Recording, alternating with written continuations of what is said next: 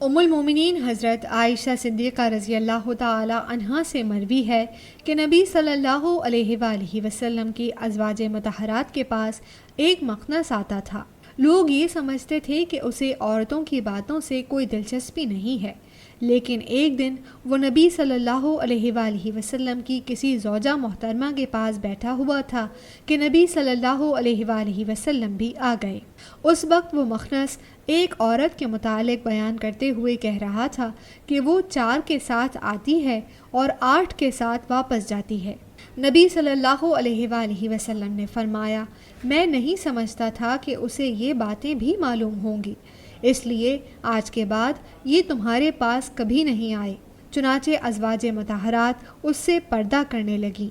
مسند احمد حدیث نمبر 24073۔